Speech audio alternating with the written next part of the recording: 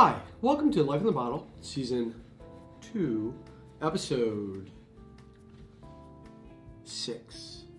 I'll do the voiceover. Nice math. Yeah, I know. I'm Mitch, Kyle, Cody. Today we're here to talk about this lovely red wine.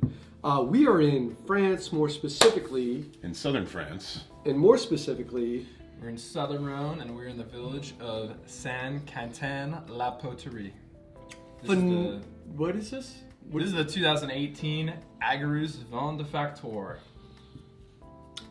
I'm so excited. But last week we totally skipped over this point that this wine was part of our wine of the month, was it not? Absolutely. So you at home could have been experiencing this wine 2 months ago, 3 months ago. This is true. Right? Here's the old point. Our Wine of the Month Club is a club that you want to belong to. Why? Because all these cool wines that we do every Friday, they're usually in the Wine of the Month. Skip ahead. Be the forefront. Be the trendsetter. Know about them before we come to you on a Friday. Just saying. It's a pretty cool way to find new wines. Yeah, it is. It's a great way. It's as cool as we do it. Because when we find a cool new wine, where does it go? Yeah. Wine of the Month, right? 9 times out of 10. Oh, and by the way, did I mention Wine of the Month members, right? What do they get? They get a monthly reload. So you're a Wine of the Month member, right? You get your 3 bottles of wine. Over the month, you try the 3 bottles. You're like, oh, this is awesome. We send you an email. You get to reload however much you want to buy of that particular wine or any wine in the Wine of the Month, 20% off. Pretty sweet 20% off. I get down with 20% off. Woo! All right. Especially 20% off stuff like this. Yeah, really cool, good stuff. That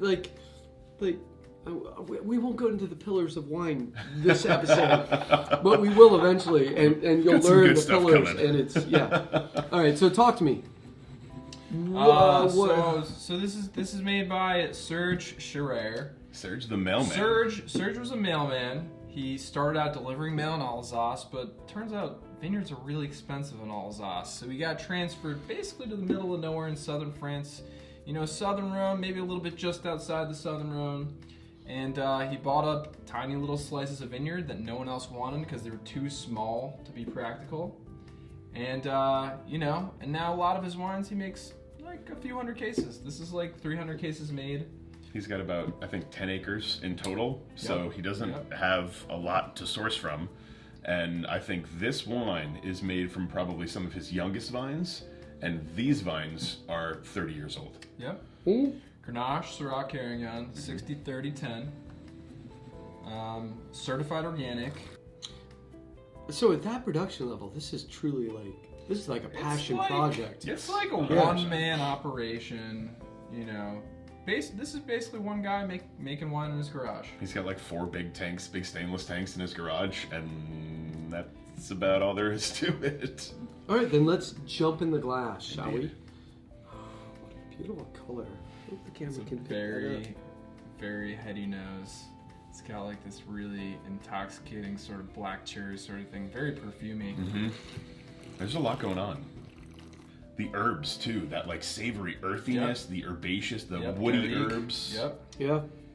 What would you say like the mouthfeel or weight would be? It's like there's definitely a viscosity to it, but it's not like it's not like light like a Pinot or a Bauge, but it's not super dense like a Cab. It's almost like a it's fresh, but it's medium plus. It's got just a little bit of weight to it, but still light on its feet. It's just on the full-bodied side of right down the middle. Right. I feel like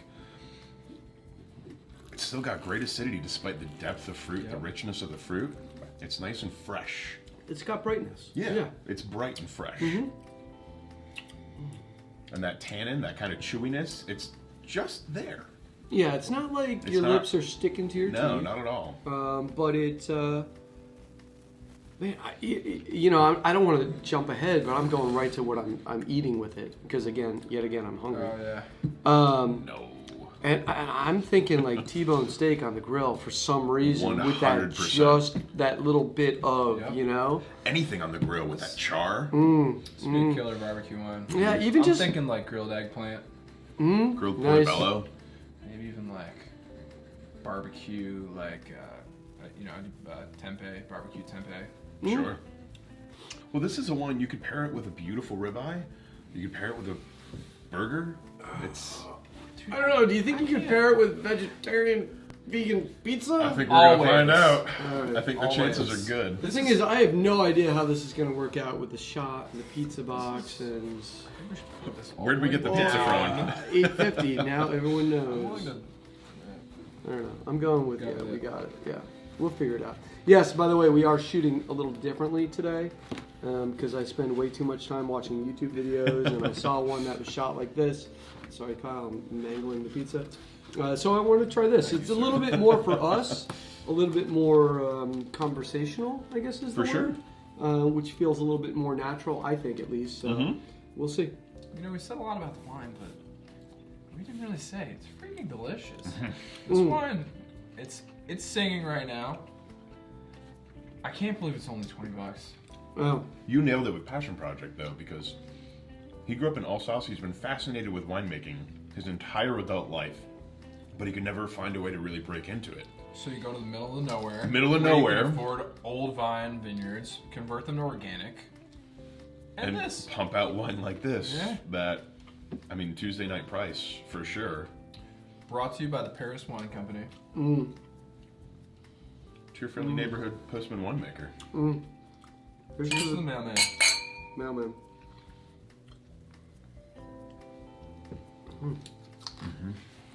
God, it's so good. Oh,